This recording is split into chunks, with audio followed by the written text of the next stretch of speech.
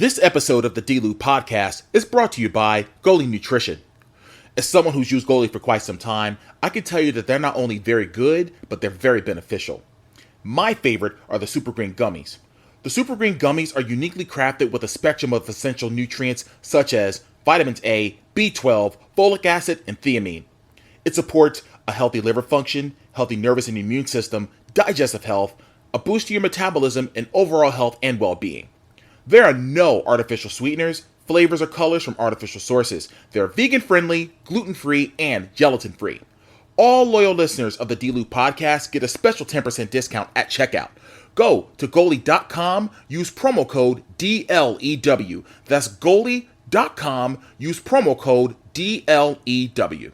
This podcast is a Believe Network and Siete production.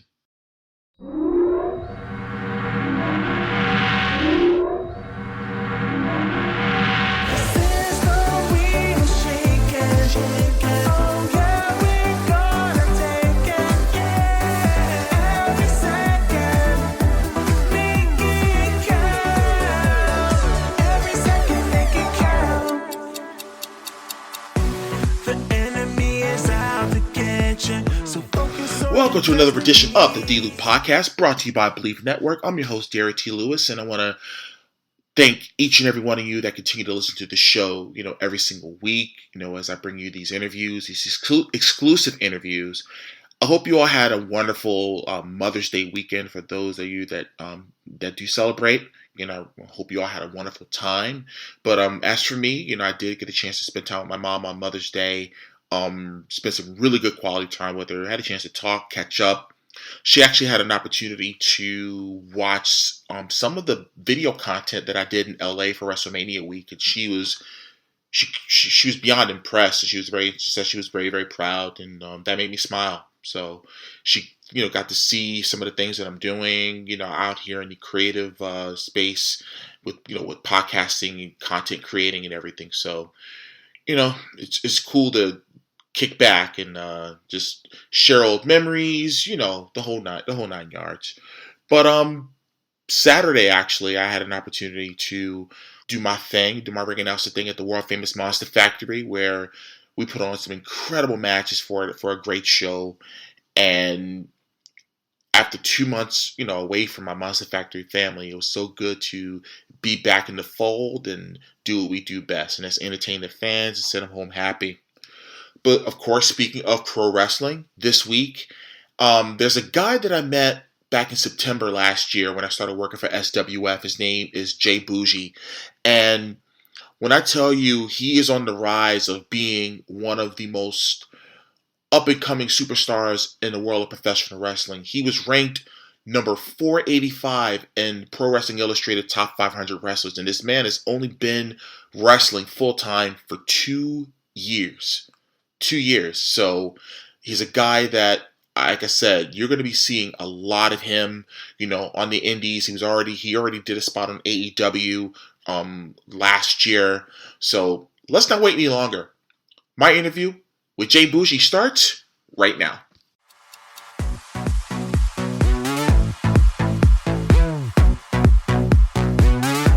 Well, ladies and gentlemen, it gives me great pleasure to introduce the man born in the city of money and violence, Kingsbridge, Bronx, New York. He weighs in, actually, at none of your damn business. He's never going to tell you. He's really real in real life. He's the king of New York. He's a god figure. He is Mr. PWI 485. He is the reigning, defending SWF Tri-State and now Cruiserweight champion, the one and only J-Boujii. Thank you so much for coming out to the show. How are you, man? Yes, sir. Yo, thank you for the invite, man.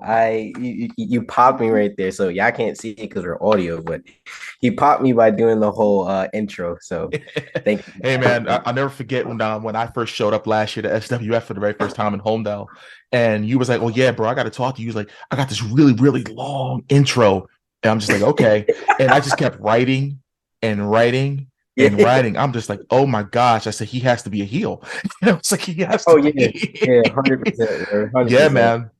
So again, it's an honor for me, to have you on, the D-Lew podcast and just really talk about all aspects of life and career, both in music as well as pro wrestling. So as I stated in my intro, that you were born and raised in the Bronx, New York. So talk about growing up in the Bronx.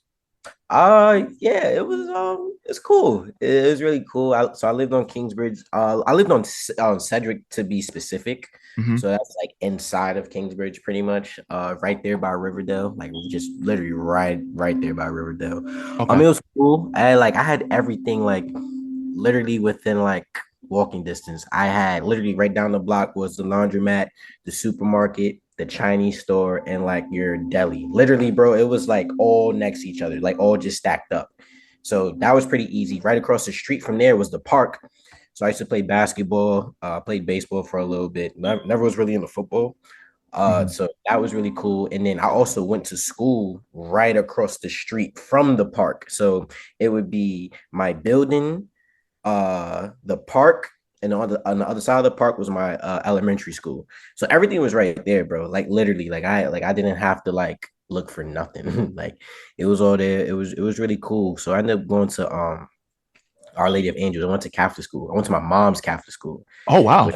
yeah, bro, it's crazy. It's crazy. So I obviously as I got older, they would talk to me about my mom and how my mom was once there and everything. And then like now that I'm older and I'm expecting my first child soon, it's just like so crazy to think that I was walking the same halls as my mom and like how crazy it must have been for them to see me as my Right. mom's kid, bro. And it's just like, wow.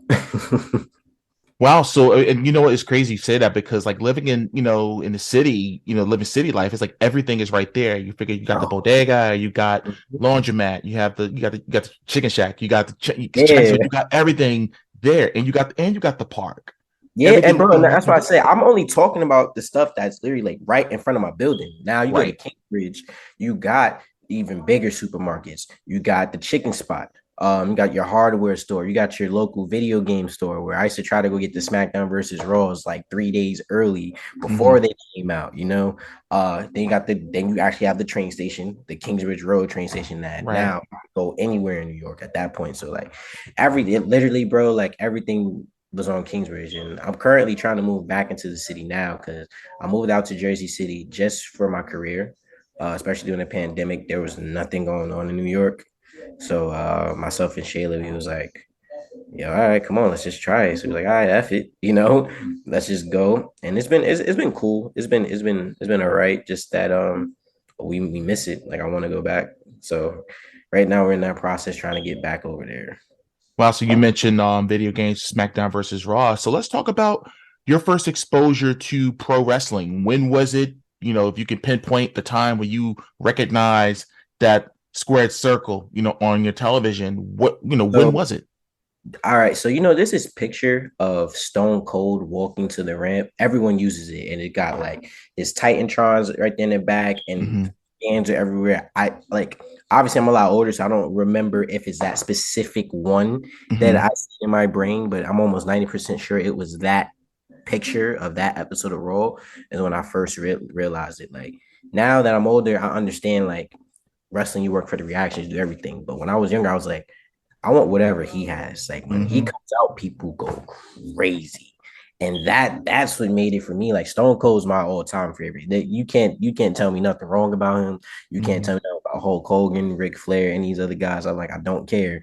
Stone Cold Steve Austin. Like hands down, bro. It's crazy. I can still remember a very young Steve Austin in WCW in 1991 when he won the WCW World Television title from beautiful Bobby Eaton. Yo, and it's so crazy, bro. Like I remember when I was younger that like someone showed me a picture of him with hair. I'm like, that's not Stone Cold. The Stone Cold that like I knew growing up, Bald goatee. bald. Yeah, bro. Like Right. what he had hair. Bro, I couldn't, but like it was like anything before him wasn't real. Anything before the bald headed Mhm. Texas rattlesnake, everything wasn't real, bro. Until like obviously now, like I got matter of fact, hold on, I'm gonna show you real quick. I think he's Mhm. like right. He's really getting up and showing me some stuff here. He's all committed about Stone Cold, and So that's like the right bottom line. here. So I got the defining moments one right here, bro. Oh wow! Oh, that's awesome. Yeah, You bro. got the smoking skull, the big eagle, and the wingy. Oh wow! Both, all three titles. Okay. Yeah, bro. And then I actually have, I don't know where it's at, but I have like the stunning Steve Austin where he has the when he was the Hollywood Blondes, I believe it was, Yeah. with Ryan Pillman. filming, yes. They got the damn video camera in there and stuff. Because he So I was got doing this whole deal. Yeah. yeah, bro. Yeah.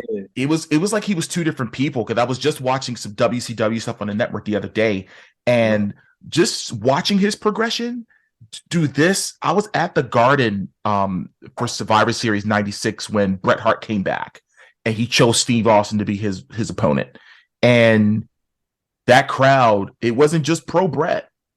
A lot of smart fans knew the Steve Austin that was in ECW very, very briefly, and his WCW run, and he was on his way from that point on. So that's really cool that Steve Austin was your guy that really got you hooked to the business.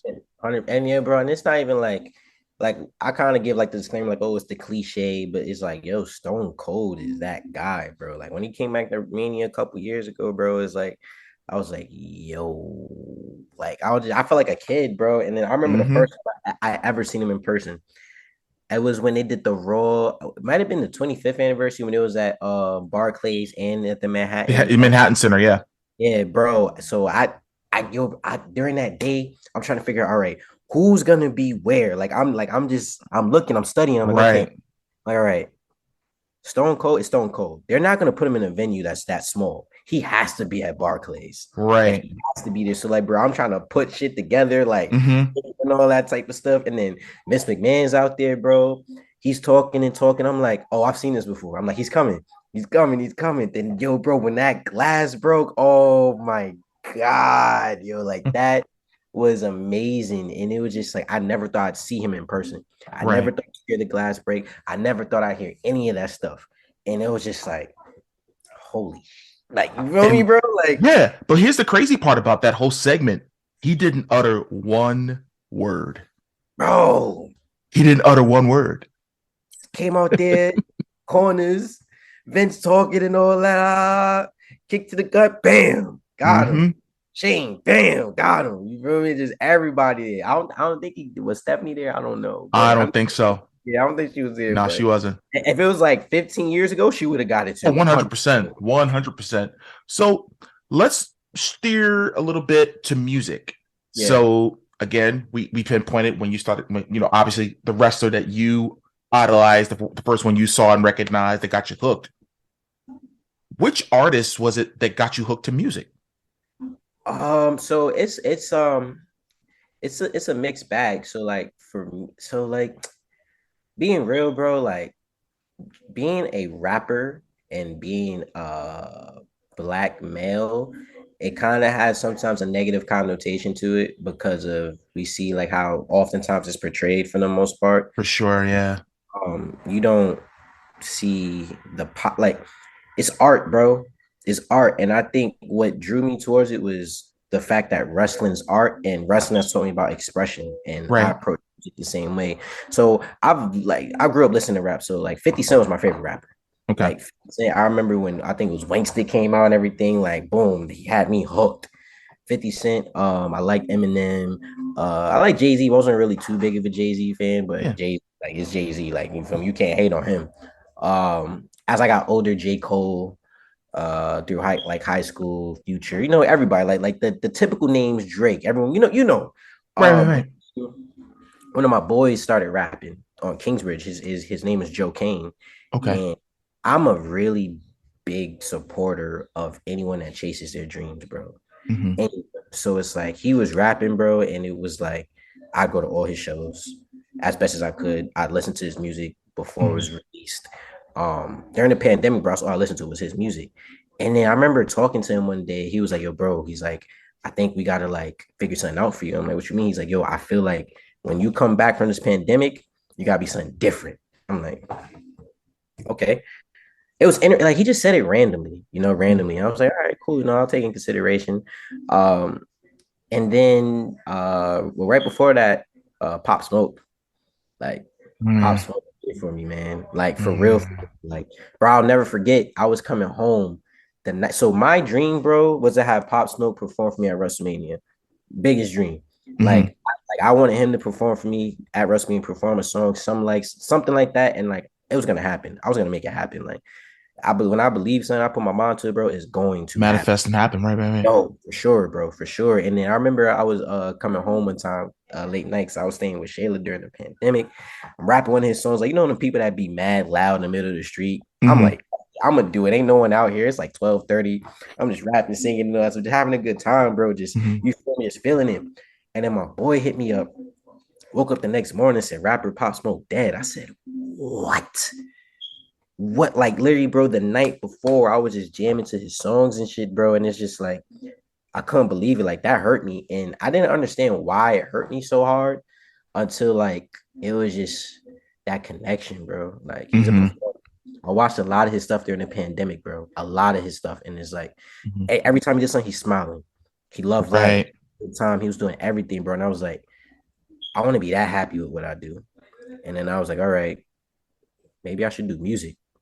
And plus, I didn't like WWE's theme songs at the time. I thought they were all trash. I'm like, I'm gonna make my own song too. Right. So I'm like, whatever. Let me tap into this. So one of my boys, he's actually very well known in the music industry. We went to high school together. He actually dropped out, started making beats, and that man is rich. Like he is well off. Like I'm very happy to know him. His producer name is Corey. Like he's sold his music to Power. Like a lot of his music been on Power for NBA. NBA 2K tried to sign him to a deal, and he's like, nah, bro, I make more money on my own. He's to that point where he could deny stuff like that, bro. That he's Knows his worked, worth. Absolutely. yeah, bro. He works with Chief Keef. He's worked with Dave East, like tons and tons of names, bro. And like all of my beats that I have are industry level beats, and he just gives them to me. Like he's the type of friend where he supports it. Like I'll never ask him for money. I'm not that type of friend. Right. But bro, he's giving me thousands of dollars in the form of beats, and it's up to me what happens with them. And I've been able to make numerous records. I've been able to have fun with it. Been able to make my own theme song twice over. And so that's really what it was. Pop Smoke, King Von too. King Von was a storyteller, bro. Like, granted, he was out in the streets wilding and doing stuff, bro, but he's a storyteller, and that's wrestling. So all this stuff ended up coming back to wrestling. So you look at J-Boujii. J-Boujii is a mixture of how Shayla is, because Shayla, she's an amazing person, but if she has an attitude, if you get her a little upset, uh, it's Shayla, it's Pop Smoke, it's parts of King Von, bro. It's me in my everyday regular life. It's my friends, it's my producer. Like I take bits and pieces from everyone that's around me and how I am in my real life, everyday life. I just put into one, and that's J-Boujii, bro. Wow, that's incredible. And I know you, like I said, we talked about when you started taking obviously taking your music seriously and everything and starting to record. Let's take a backtrack even further. When did you start training to wrestle? I do see where you trained with the WWE Hall of Famer Johnny Rodz. Yeah, So yeah. let's talk about that for a second. As far as when did you transition and realize, all right, it's time for me to live this dream and let's making it happen. So that really happened because it goes back to when I was in college. So, but even before that, I used to work. Bro, I've had a lot of good jobs, bro. Where like I've worked for Nike, I've worked for the Jordan brand, I've worked for Foot Locker, I've worked in mad places, and like during those places, bro, I used to always be like, yo, I'm gonna be a wrestler one day. Mm-hmm. Not really saying it, like believing it, but more so seeing if other people believe it. You feel me? Because it's something so different. Like you don't like Right. no one says they're gonna be a professional wrestler, especially in urban communities as well, bro. And like there's no way of knowing how to get How to started. get start. Yeah. Yeah. Very So true. I used to say it, and then my friends be like, you know what, bro? Like, nah, like I dead believe you. I was like, oh, okay. All right. So I was just like in the back of my head, like Mm-hmm. anything wrestling related, yo, John, what's up? What happened here? What happened there? Like all that type of things. And then so I went away to college. I went to Dowling College. It's out in Long Island, in Oakdale. I did Okay. 1 year because my college went bankrupt. Now, my college was so trash, bro. Like there was nothing to do out there, like at all, unless you had a car. And my roommate had a car, but he had a girlfriend and he was on the baseball team. So I was in my room playing like NBA 2K15 all the time, not doing nothing. So I Mm-hmm. tried out the basketball team, and the coach, he was honest with me, like, listen, you're an HEOP student. If I put you on the team now, we have a bunch of seniors you're not gonna play. You have an extra fifth year due to your financial aid and everything. Come back next year and we'll make it happen. Now, this is essentially me about to become a walk-on D2 athlete. Now, I only played junior varsity basketball in high school. They didn't play varsity when I was in high school. I started working and everything like that. But for me, it was like, oh, like I'm about to be a walk on. It's hard to be in a walk on, especially Heck for yeah. bro, especially for a Division II school. Mm-hmm. Crazy, and it was just like that. That kind of gave me a sense of happiness with basketball, just because there was a lot of politics in high school. Like Big for, time. for like everyone that's listening to this too, like your life isn't over at 18. It's just beginning. You don't need a D1 school when you're 18, D2, D3. Like everyone has their own path. Make your own definition of success. Like don't send nobody. If you believe in yourself, you know you want to do it. Go ahead, do it. But going back to the point, so I was sitting in my room one day in my dorm, and I'm like, all right, either I'm gonna take basketball really seriously, or I'm gonna try this wrestling thing.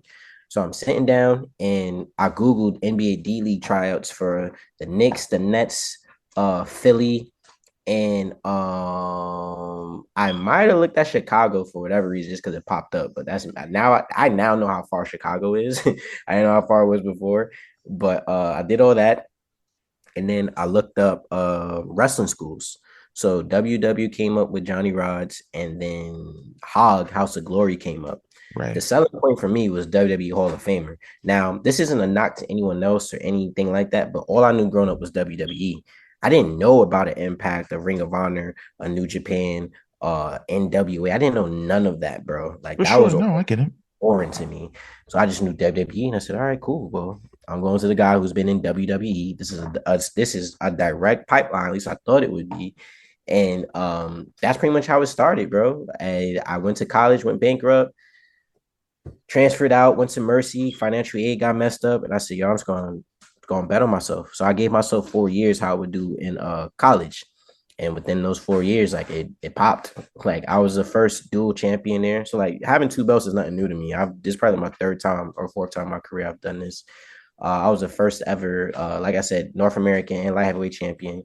I was light heavyweight champion for like 3 years. Carried both belts for about 8 months. Like I was doing all these type of things very early in my career, bro. Like super, super early, and just on like a trainee level. Because Johnny is very old school, bro. Like he doesn't let you don't have a character, you don't have nothing. You just go out there and you just wrestle, like straight wrestle, bro. Or just the So, bare fundamentals. bro, pure fundamentals. Like you might get one high spot you're allowed to do, and that just might be like a suplex, bro.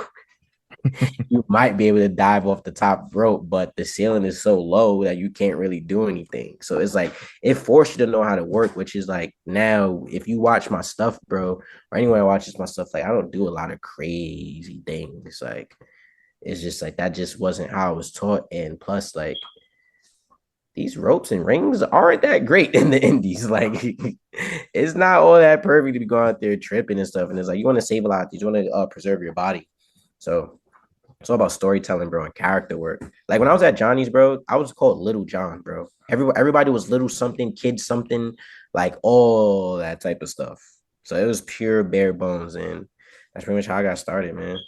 You know, that comment you made about like learning how to work as far as not needing to do high spots. There's a guy I used to work with Royal Money down at the Monster Factory. Shout out to Royal Money. We were in the locker room talking, and we just talking to business. And he was like, you know what? He's like, you know why? You'll never see me go to the top rope. I'm like, why? He's like, because I don't need to. Mm-hmm. He said, why do I have to do what the fans want me to do? I'm telling them what I'm going to do. Nah, yeah, that's definitely true. Like, and like, don't get me wrong, like I like doing some of that. Like going to the top rope is fun. Yeah. I'm only doing that in certain situations or with certain people. Like if I feel like the match needs it or it'll be cool for the match, like it makes sense, and I'm gonna do it. But like I'm not tweaking out there, bro. I'm not. No. You don't need to. But on that note, so like once you're going through your training, you're starting to get matches in. What was the biggest surprise that you learned about being in the pro wrestling business at that time? Bro, it's not about wrestling at all. I tell people this to this day, bro. I'm like, yo, bro, the easiest part is wrestling. The easiest part is wrestling. Like, I remember Johnny was sitting down with me and he told me, I'll never forget this too, bro. He was like, it's called professional wrestling. There's two things. He's like, the wrestling is only in the ring, but professional, you got to be inside and out the ring. It's called professional wrestling. You have to carry yourself as such. And it's like, oh, and not, mind you, bro, I started when I was 19. So I was getting like all like these type of lessons and like this wisdom and stuff at a very, very early age. And then it's like when I tell people I've only been on the indies for 2 years, they're like, what? That don't make no sense. I'm like, nah, bro. Like, I've only been doing this for 2 years, like on a traveling basis, making some type of money, hitting towns and stuff. I just hit 2 years, bro. And that was like last week. So it's just like, That's it incredible. I mean, and seeing your work, and we'll get on to your matches, down the line in the interview. But just the fact that you've only been in the business for 2 years and you being able to have the success you've had and building a Mhm. name and cracking the top 500, which we'll also talk about as well, that speaks Yeah. volumes about the work you've put in, for these last 2 years.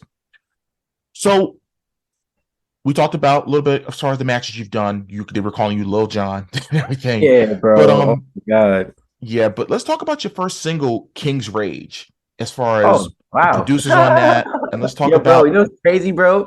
I can't like I can listen to it, but I don't listen to it. I don't know why, bro. Like it got a lot of people like that song, bro. And I Mhm. didn't think people would like it that much. Like it's always a song you never think is gonna pop off. Like the ones you think, oh nah, this is it. They gonna like this one. It's never that one, bro. It's never that. The King's Rage, bro, that's still my number one song to now. And it's like I know I have songs that like go way crazier than that. Like King's Rage was my very first song, bro.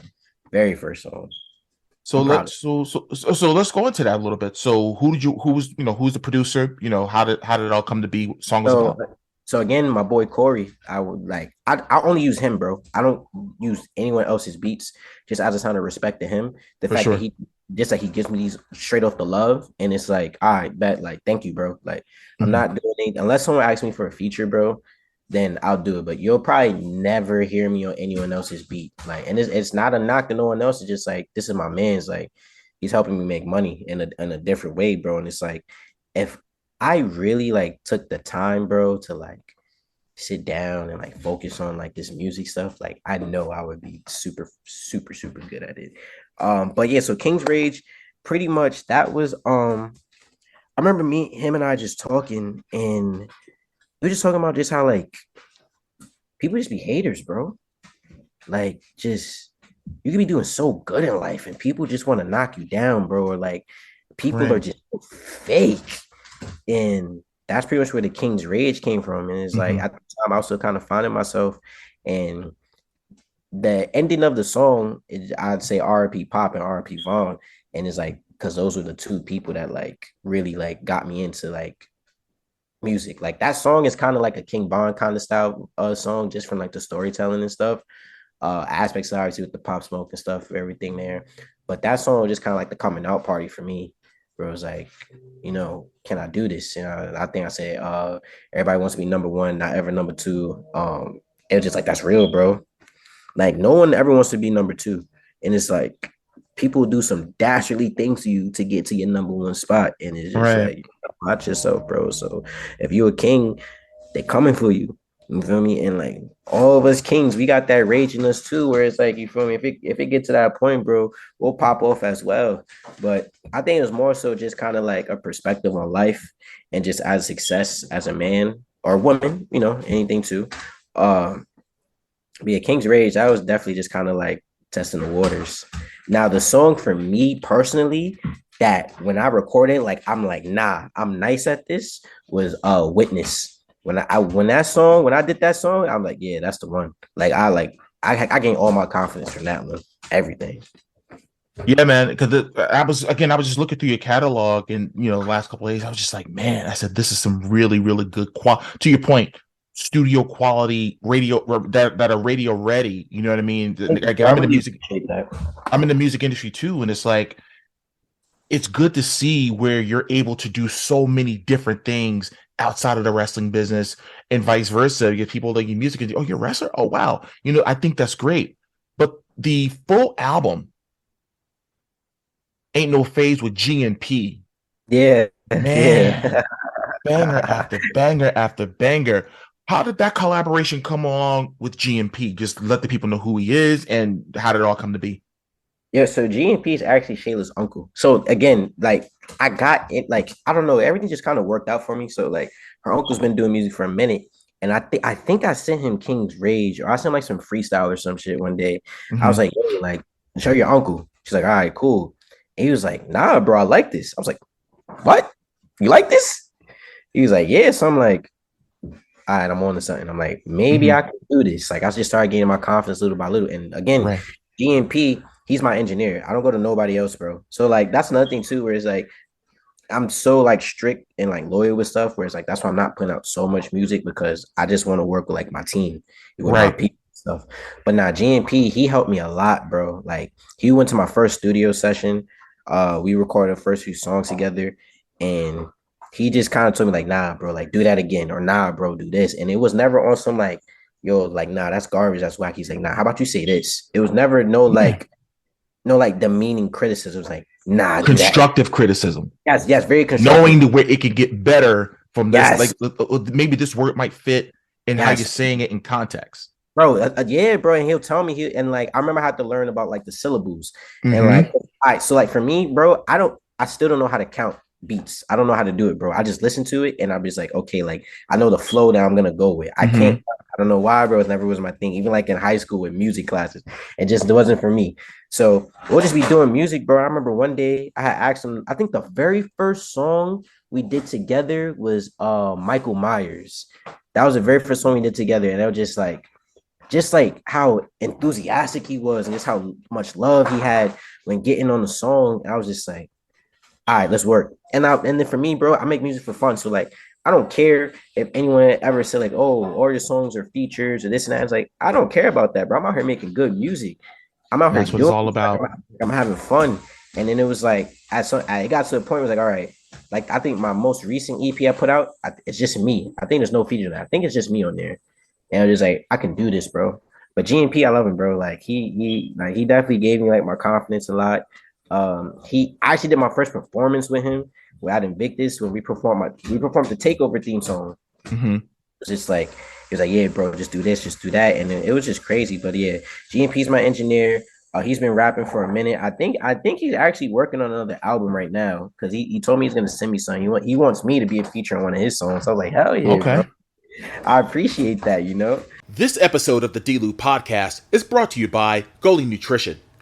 As someone who's used Goalie for quite some time, I can tell you that they're not only very good, but they're very beneficial. My favorite are the Super Green Gummies.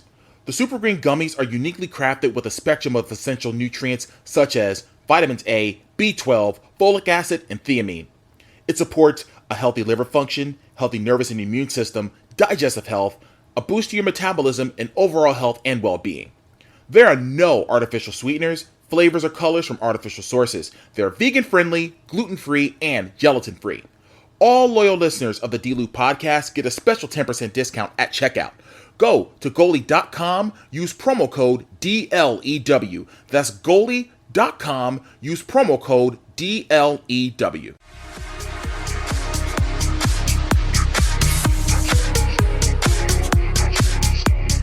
You know what though? Like growing up because I'm a little older than you, just growing up in in the 80s when you saw the 2-man or 3-man groups, so whether it was Run DMC or EPMD or just so many different groups like Onyx, Wu-Tang Clan, all these different rap groups, I miss that element because you're not just getting energy from just one guy. You know what I mean? There's 2, there's 3, and there's all these different personalities that's making this group happen. Bro, I You know love what I that, mean? bro. I love it. Like I wish there was a way where it was like me and him could just make music all the time, bro. Like I swear I do it. Like, bro, I'll get beats. I'll be like, yo, you like this? He'll be like, all right, cool. Or like I'll send him something. Like, bro, most of the time too, like we would I'll go over to the studio, to his crib, bro. And originally the song would just start out just for me. Mm-hmm. And it would be like, I'll be like, yo, you like these? Like, yeah. I'm like, all right, do it.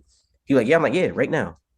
Like I'll go there and I'd be like, yo, do a verse right now. He's like, all right, cool. And then he'll start out as the beat's playing, I'm finishing my verse. He'll Mm-hmm. start singing his verse. So like I never went over there with a completed song. I think I did once or twice where like I ain't gonna lie, bro. I did like 4 songs in one day, bro. Like I was just bro. Like leading up to that session, bro, I was just knocking out songs over and over and over and over. He's like, yo, I'm like, You're in the zone. It happens like that. yeah, bro. He's like, I'm like, next. He's like, another one. I'm like, yeah. He's like, next. I'm like, yeah, bro. Like, just keep going. And it'd be like in between times where I'm like, yo, you like these? Like, yeah. does the verse, then we finish it right there. So a lot of songs didn't even start off or where it was like, yo, I need a feature. It started just off some good vibes and good energy, bro. Where it's like, yo, bro, get on this. Like, That's exactly what it is.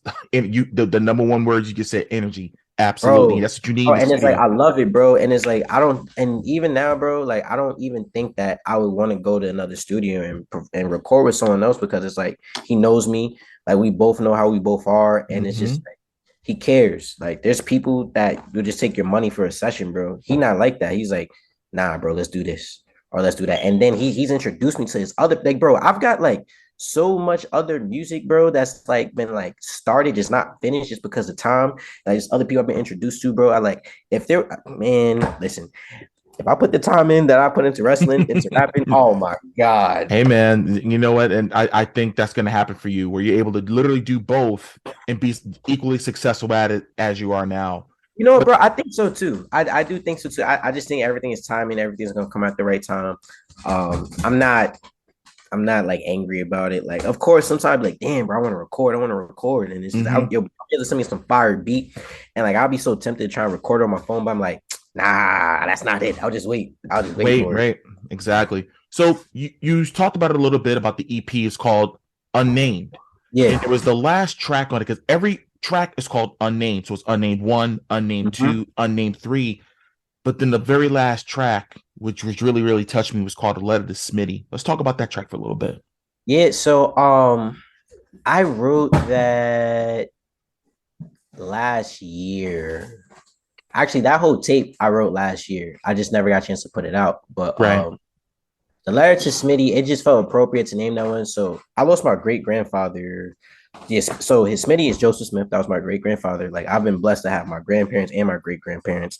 Oh His wow. wife is still alive. My great grandma. I just seen her the other day, and then my grandfather's mother is also still alive. But my grandfather, he passed before my mom was born.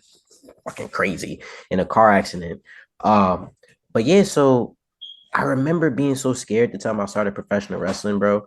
Just because, like, you know where we come from, man. He wants to go to college, get the thing, Yeah, the usual. Hey, why don't get you? the city Where you gonna get a job. new job and all of Yeah, that? Right. you know, bro. Like, Mm-hmm. all that colorful stuff, all that nice stuff. Mm-hmm.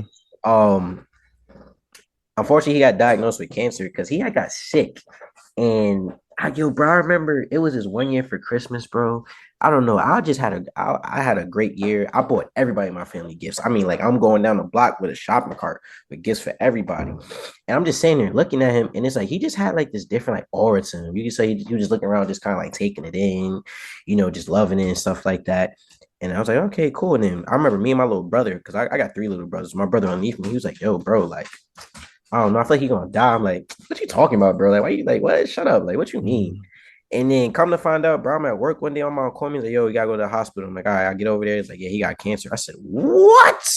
Now, mind you, bro, like I said, I have my grandparents and my great grandparents. I've never had to deal with death. The last person I lost in my family was my great great grandmother, bro.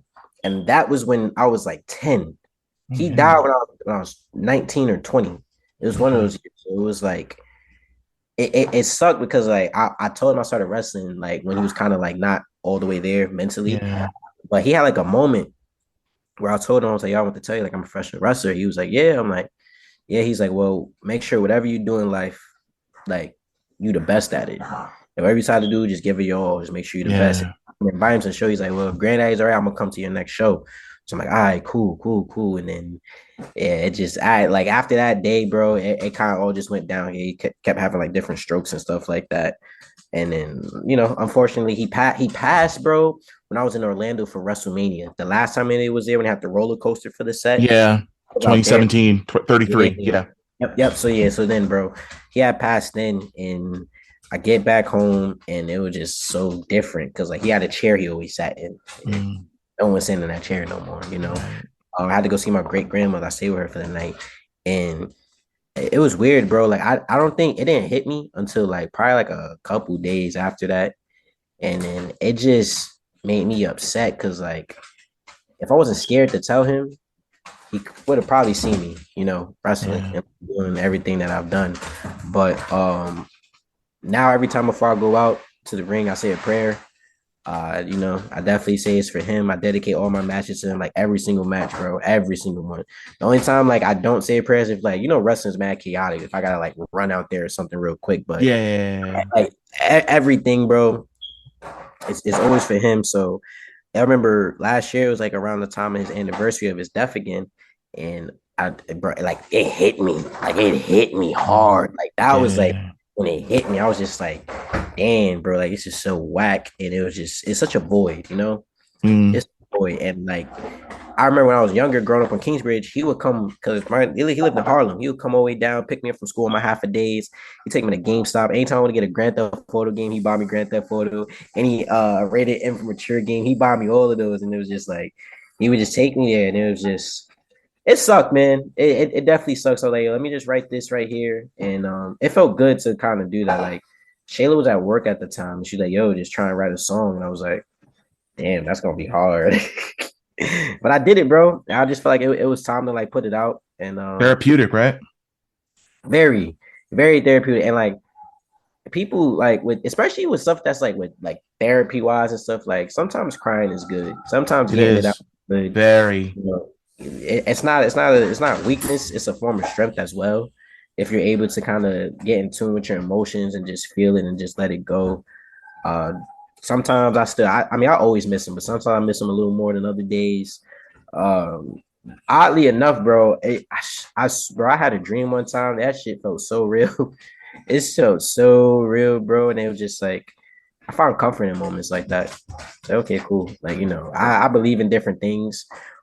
They say the dreams are the gateway to another universe, to other ways of communicating and everything like that. So, you know, That's awesome, man. Now, speaking of music, obviously there's a lot of wrestlers that are into the hip hop culture that are putting out music. You're talking about Chris Bay, Top Dollar. I mean, yeah. R-Truth. I mean, there's the list of so many wrestlers that are into the hip hop. Which wrestler would you ever say, you know what, if I could do a collab, I would want to do it with this person? It's crazy. I just met him this weekend. Josiah is his name, right? The dude that used to work with WWE that did the Russell. Oh, J Will, yeah, Josiah Williams. Mm-hmm. Just met him, bro. Just met him this past weekend, bro. When I was in Atlanta. Yo, solid dude. Also, congratulations to you, my brother. He just had a kid.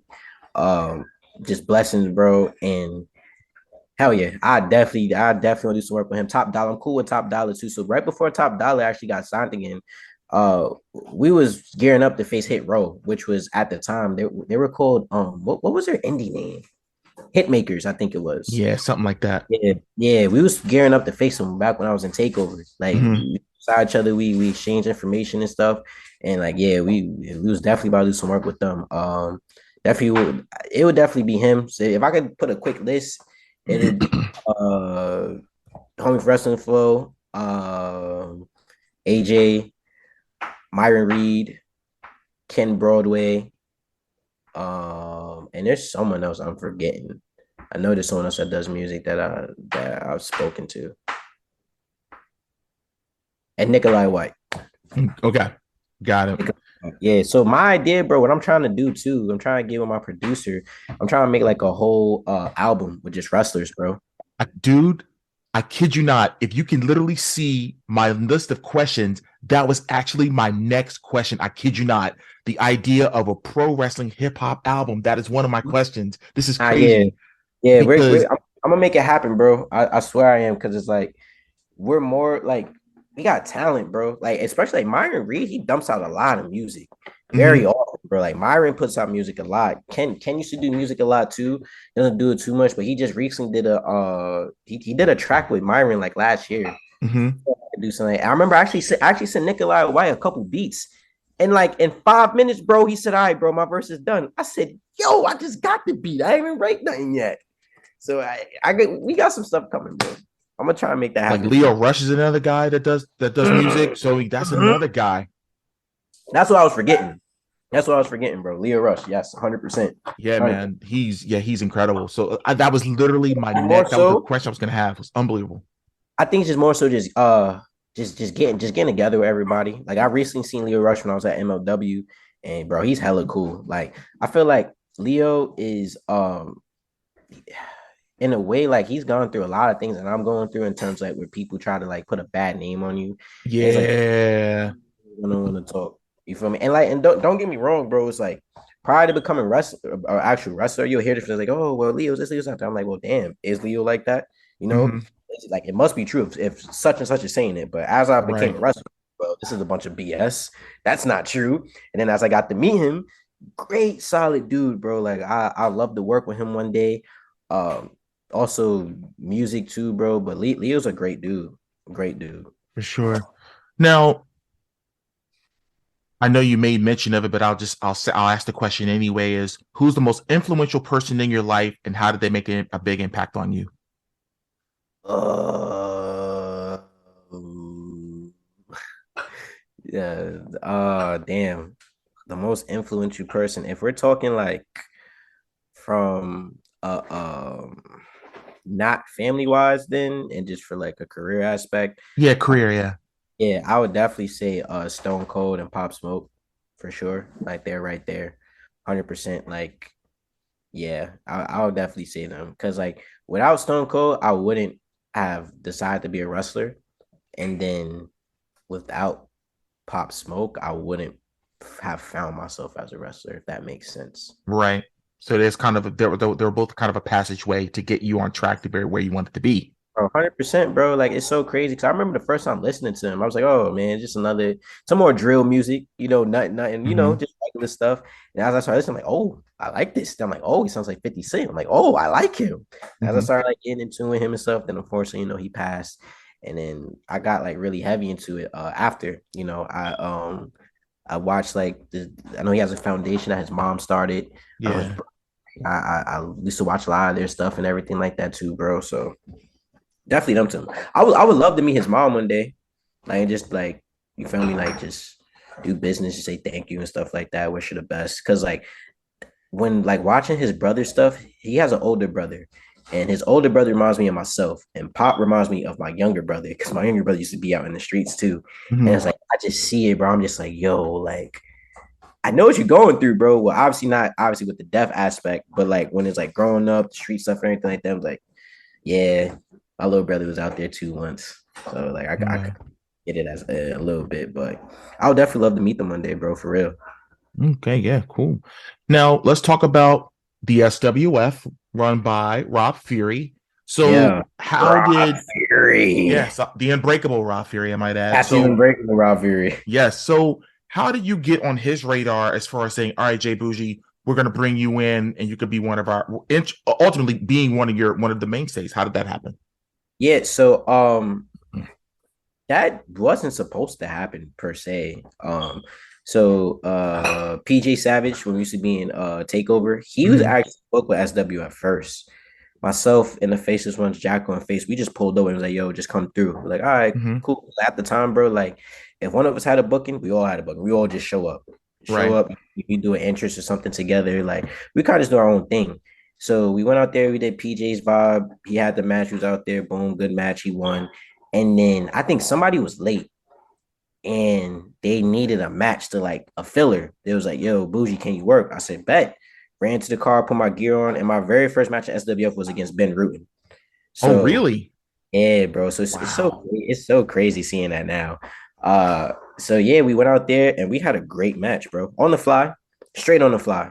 Like Hmm. I was like, all right, well, we had the conversation, chopped it up, blah, blah, blah, everything here. I'm like, all right, boom, we're gonna do this. And it was at Storm Surge, I think it was. Go back and watch the one from last year or the year before, whichever was the most recent one. You'll see Okay. my match with him, bro. And it was like everyone was like, yo, like what was that? I'm like, I just went out there and did my thing. It was like, yo, that was so good. Like, bro, I had the crowd.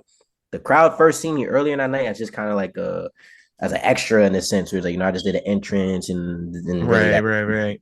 So then I came back out there, bro, and they didn't have my music, so they had PJ's music. I came out, they started booing already. I got in the ring, they just started booing. I'm like, this is easy. This is easy. Out there, did my thing, had him in the palm of my hands, and then Rob was like, yo, thank you so much. And then from that point on, bro, I was always at SWF, bro. And then now we here where I'm carrying both the Tri-State Championship, the Cruiserweight Championship, and I think I had thoughts of, hey, you know what? Maybe I'll just drop one of them. Maybe I'll drop both of them.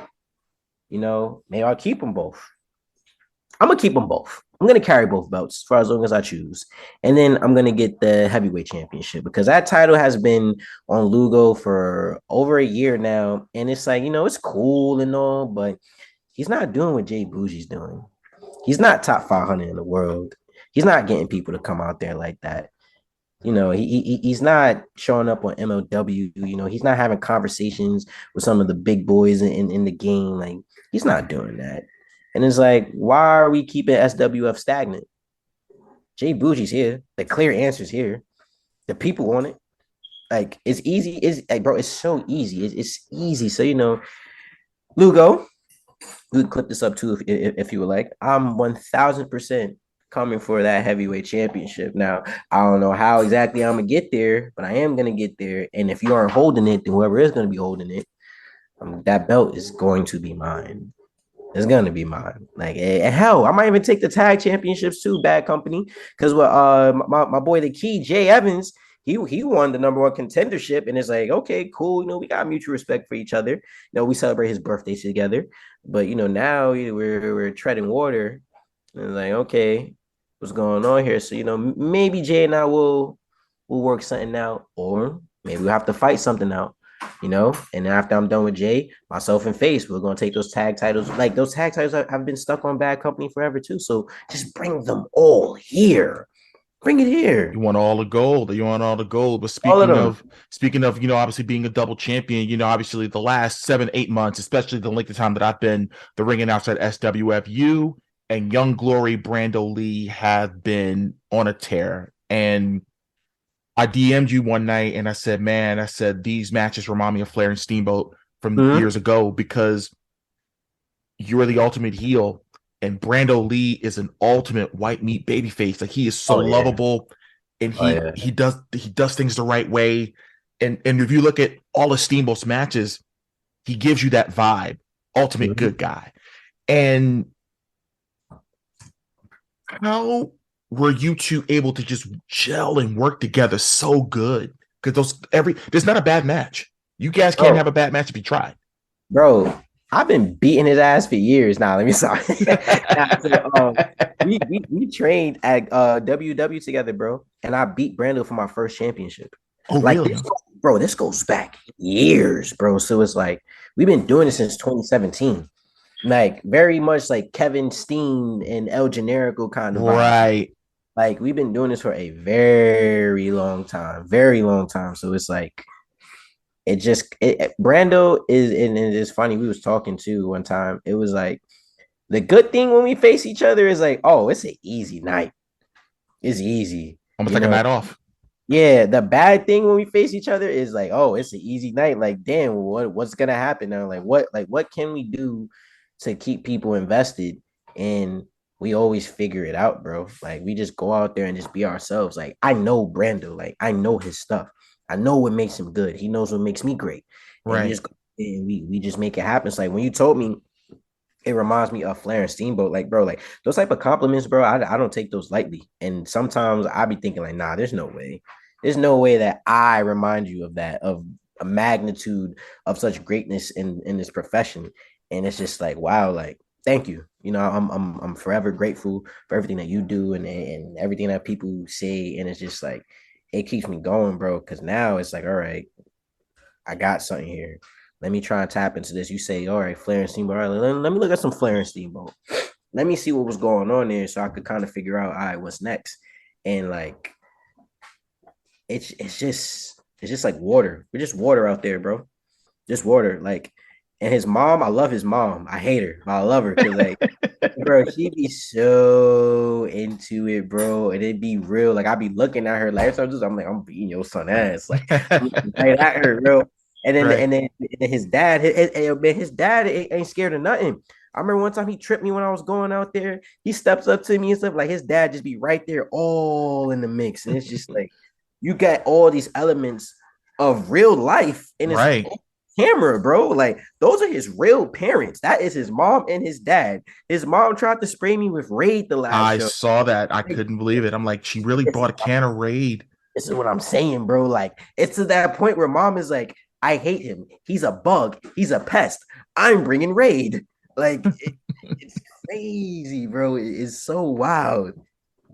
Well, like I said, every match you two have, like I said, nothing. It's all flawless, and I enjoy watching it.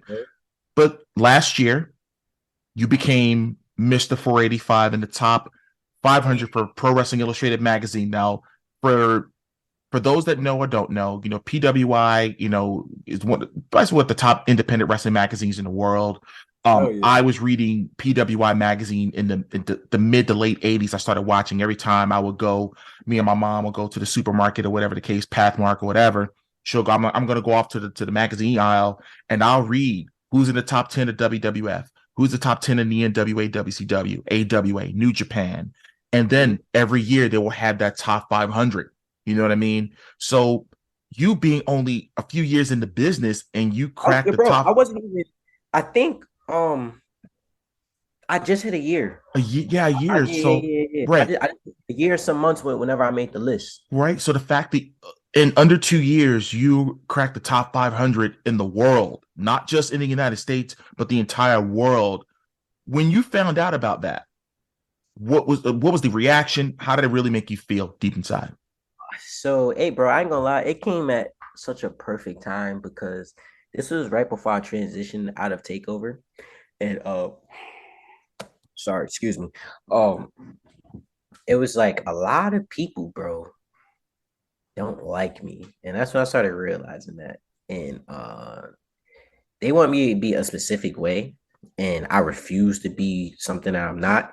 And that goes back to what my grandfather told me. He was like, make sure whatever you do, like, you be the best at it. And me being the best at it is being me. And like, and I think a lot of things too, bro, where it's like my grandfather, he was like the first real man in my life because my dad had lived in Virginia. Like, I had my uncle too, but he was still young, figuring out himself too. Like, I had my great grandfather, bro. And I'm like, he would not tolerate this type of disrespect. Like, bro, it'd be times, bro, where like I wish he was here so I could just sit down with him and tell him about some of the BS that be going on and just kind of like get his take on it. So I kind of like treat it as if he was here and what would he say? And I try to move like that. So pretty much, people wanted to be something I wasn't. And I said, no, that's not who I am. You have to take me for what I am. And it's just more so, bro, where it's like, if there's places that's willing to respect me as I am, why the hell would I change just for you when I got like 5 other places that love me the way I am? You know what I'm saying? Right. I'm not doing that. It's been working for me. And we had a whole conversation, we made things work and we found something that worked out for me. I did what was best for me. And then I made PWI, bro. So I made PWI. I found it when I was on my way to AEW. The same day that I was on my way to AEW, I found out I made PWI. So I'm driving up upstate to go do my appearance. I'm in the car. I'm looking at the list. So I started from 1. I ain't started from the bottom now. I'm starting from 1. I'm going down in the 300s or something. Like, I'm seeing names that are very, very close to my name. Like, very close, bro. Like, I'm on the same shows as them, same area, same everything, bro. Right. And I turn that page, yo, and then I look down, and then I seen the J, then I seen the BO. I said, bro, I was in the car. Like, it was me and my boy. He was driving me up there. I was just like, yo, let's go. And then I put a video out on Twitter. I put it up, bro. I was so amped up. I set the wrong number in the video too. Ali's Kane was like, yo, bro, how you say the wrong number? I said, bro, I don't care. I made it. I'm hyped. I was just so hype about it. And then this was before Twitter Blue came out. So, you couldn't edit nothing. You just got to just sit. Right. You have to sit with the mistake. Right. Oh, man. It was the worst. It was weird. I'm like, I don't care, bro. Like, I'm living this. I'm loving this right now. Mm-hmm. And, bro, it was just validation. It was just like, be you, man. Like, a lot of people not gonna like you, a lot of people not gonna love you, but people gonna respect you and respect the work that you do. And for me to be the only person out of my group at the time to make that list spoke volumes.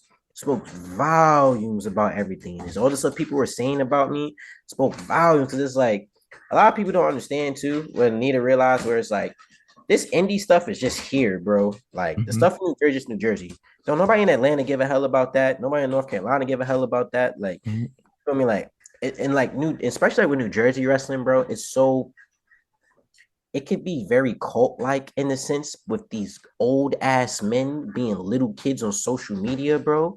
And it's like, yeah, like it's so dumb. It's so dumb because it's like y'all don't have to be that way. We could all do great business, but y'all want to be in your feelings with a bunch of grown men. It's ridiculous. But anyway, I felt great. In other words, and mind you, I only like a year and some change into the business, and it's like, look at everything that I've done with that number since then. I was in Atlanta this past week and it was like, yo, I'll be seeing stuff for 485. He's like, yo, you made that number something. You made it feel like it's something so important. Like, it wasn't just 45. Like, no, like you're number 45. So it's like you did something. And it's like, you're amazing at marketing, you're amazing at building your brand. Like, it's great. And it's like, after the match, when I beat Brando, the dude was like, what he said next year? He said, yeah, 45. He said next year, 484 or 375 or something. He said something. It was something. And I was like, nah, we in the top 100s. And he said, nah, be number one. And I was like, shit, I might as well be. I make 45 sound just as good as number one. I said that right there. And you, if you look at it on camera, that's you'll see that I'm mouthing that.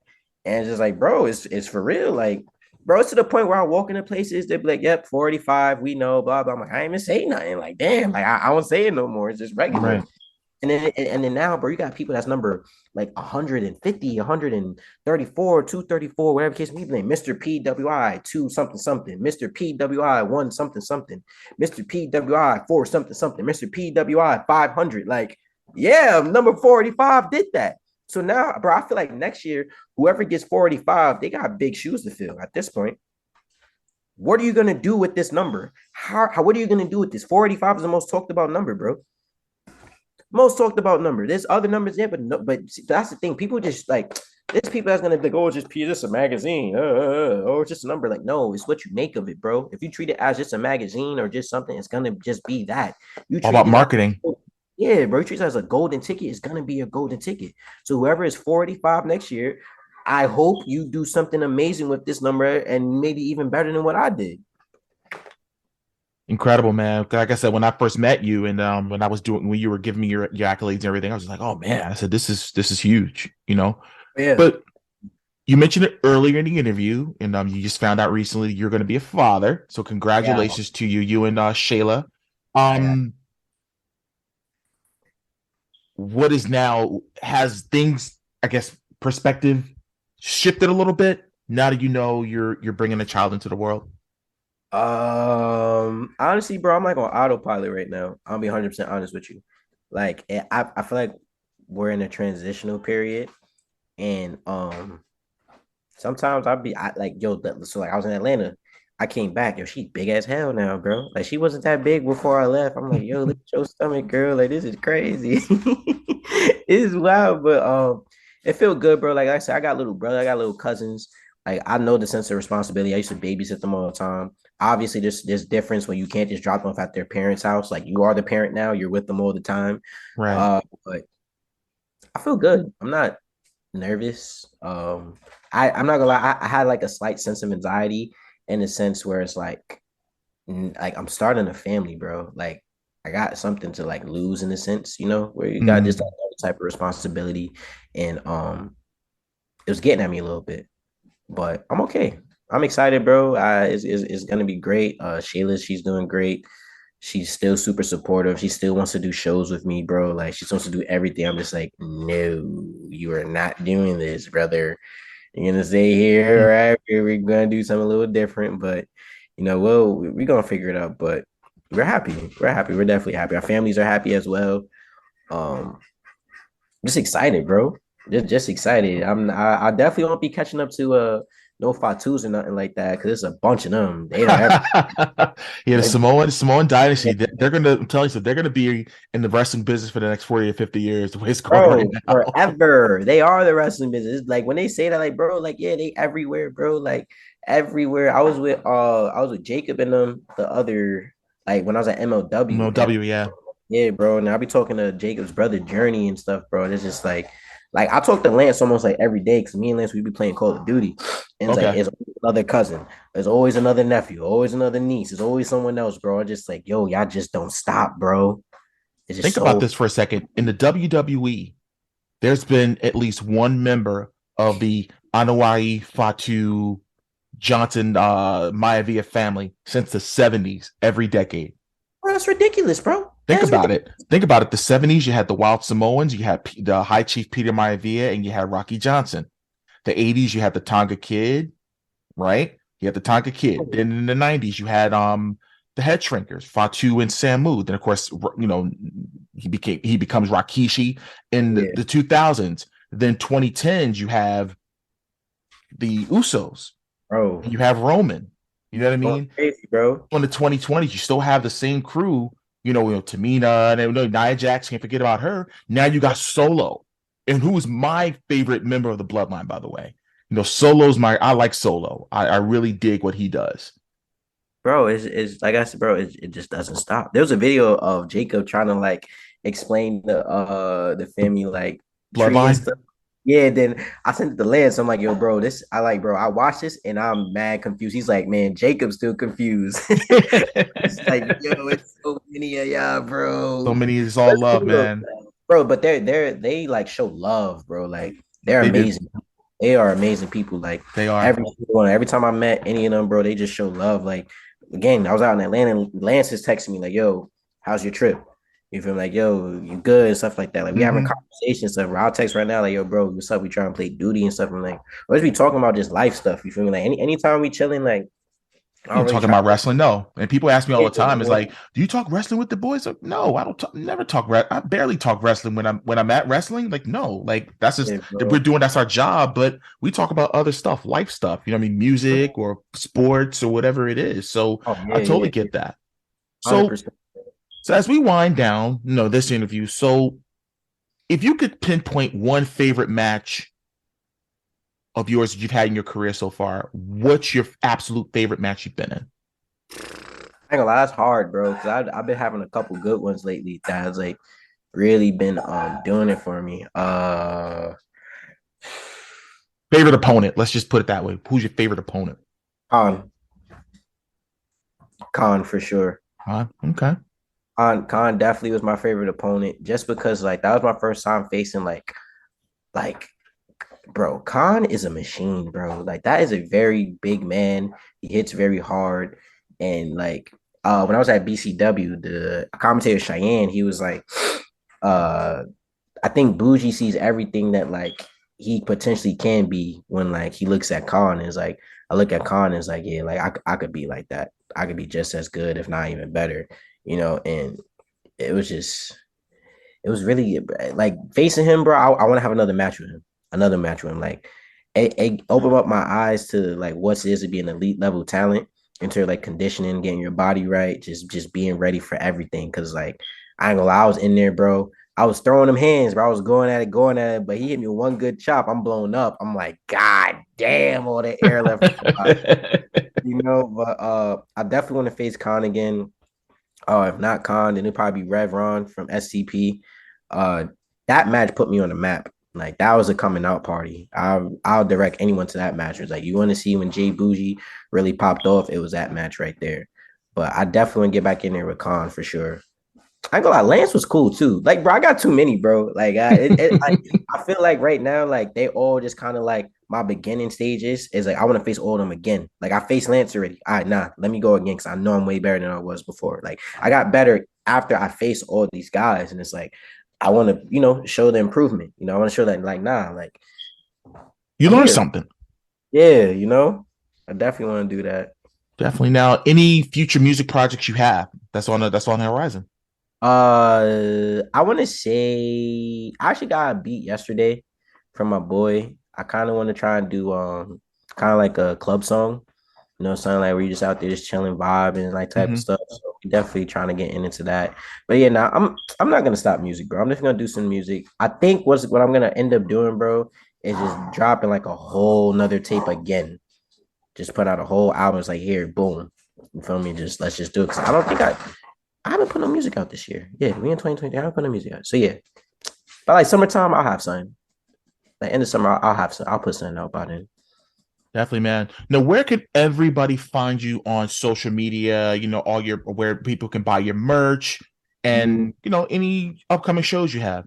Oh yeah, so upcoming show I got one tomorrow. I'll be at Invictus Pro Wrestling in the Climb for Clout ladder match, which is essentially their Money in the Bank match. You win that, you cash it anytime you want. And, like I said, I need some more goals. So I 100% intend on winning that. But you can find me everywhere at J-Boujii, letter J, not Jay, letter J, Boujii, on all social media, Twitter, Facebook, Instagram. You can literally put me in Google, bro, and everything's gonna pop up. Everything will pop up. So yeah, that's everywhere you can get me. Yeah, and matter of fact, buy my merch. I got a kid on the way. I might have a son. Diapers are expensive. Yes, indeed. And what's the website they can find your merch? ProWrestlingTees.com and also for your, as in like you are, where.com. If you just go to my Instagram or Twitter, the link is always there. I got my link tree ready. Make it real seamless for y'all. Perfect, man. Well, Jay, it's been an absolute honor and privilege to have you on my show.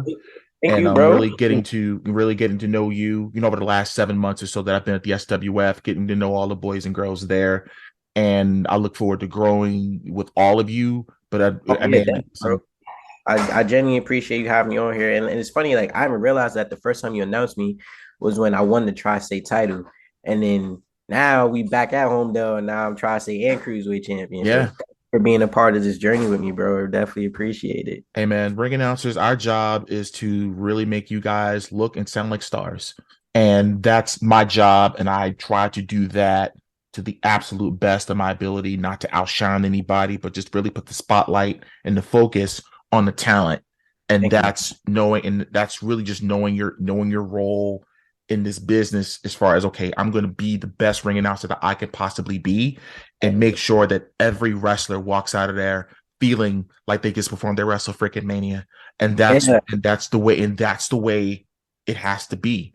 Everybody should be performing. I don't care if you're timekeeper, if you're doing music, if you're doing sound, if you're doing camera, if you're wrestling, if you're a valet, if you're manager, whatever, you should be performing as if this is WrestleMania, because you're giving people, a show that they paid their hard-earned money to see you perform.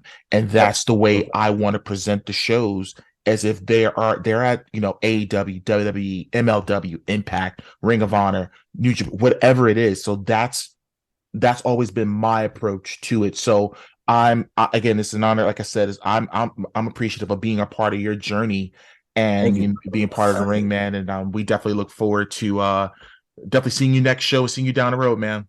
Yeah, 100%, man. Thank you, bro. All right. Well, that does it for this week's edition of the D-Lew Podcast. Once again, I want to thank J-Boujii for stopping by, to tell us all that's going on with his wrestling career, his music career, and his life in general. And shout out to Shayla, who's expecting, as you guys heard, and wishing both of them all of the best. This Saturday, you can catch me at ECWA, High Stakes. You can check me out. Tickets are on sale now. You can go to ecwawrestling.com. Or you can show up and you can just buy tickets. You can do that too.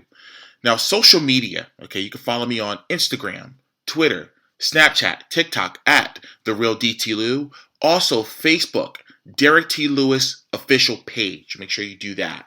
In addition to my store, I got some really cool tees, hoodies, over at shop.derricklewis.com. I got some really cool stuff coming for Pride Month, and I'm going to be donating money. All the proceeds from, for the sales of shirts, in addition to my Pride Month stuff, will be going towards an LGBTQ organization of my choosing.